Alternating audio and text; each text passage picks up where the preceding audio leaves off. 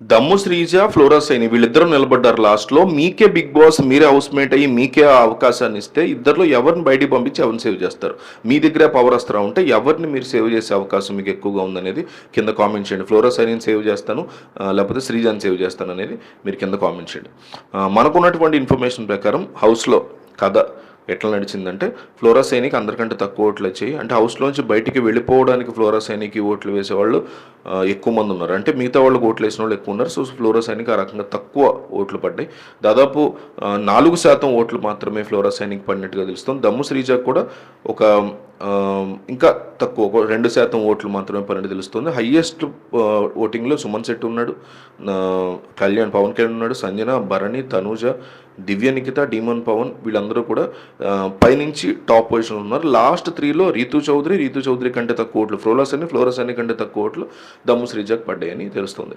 అయితే దీన్ని ఎలాగో హౌస్ నుంచి తను పంపించేయాలి కాబట్టి ఈ అవకాశాన్ని, ఈ ఎపిసోడ్ని డిఫరెంట్గా మార్చుకునేటువంటి ప్రయత్నంలో ఫస్ట్ ఫ్లోరా సైని అండ్ రీతు చౌదరి వీళ్ళిద్దరి మధ్య ఒకళ్ళు ఎలిమినేషన్ని నాగార్జున కానీ బిగ్ బాస్ కానీ ప్లాన్ చేశారు. ప్లాన్ చేసిన తర్వాత రీతు చౌదరి బయటికి వెళ్ళిపోవాల్సినటువంటి పరిస్థితి వచ్చినప్పుడు ఆమెని గనక ఎవరైనా సేవ్ చేయాలనుకుంటున్నారా అని ఆల్రెడీ ఇమాన్యుల్ దగ్గరటువంటి పవర్ అస్త్రాన్ని ఉపయోగించి నువ్వు రీతుని కావాలంటే ఇద్దరిలో ఒకరిని సేవ్ చేయొచ్చు అని చెప్పినప్పుడు, ఫ్లోరా వర్సెస్ రీతు అన్నప్పుడు అప్పుడు ఇమాన్యుల్ తన పవర్ అస్త్రాన్ని బయటికి తీసి రీతుని సేవ్ చేసినట్టుగా తెలుస్తుంది. తద్వారా ఫ్లోరా సైని హౌస్లోంచి బయటికి వెళ్ళిపోయినట్టు తెలుస్తుంది. సో అక్కడ తనకు వచ్చినటువంటి పవర్ అస్త్రాన్ని ఇతను ఇమాన్యుల్ వాడుకున్నట్టు మనకు క్లియర్గా తెలుస్తుంది. అది పక్కన పెట్టేస్తే హౌస్లోకి ఈరోజు 6 కొత్త రాయల్ కార్డ్స్ అని పిలిచారు వాళ్ళని. వైల్డ్ కార్డ్స్ కాదు, రాయల్ కార్డ్స్ అని పిలిచారు. సో ఆ రాయల్ కార్డ్స్ హౌస్లోకి రావడం ఎందుకు వాళ్ళు రాయల్ కార్డ్స్ అంటే, హౌస్లోకి వాళ్ళు ఎంట్రీ ఇస్తూనే ఉన్న వాళ్ళలో ఒకళ్ళని ఎలిమినేట్ చేసేటువంటి అవకాశాన్ని వాళ్ళకి ఇచ్చినప్పుడు వాళ్ళు హౌస్లోంచి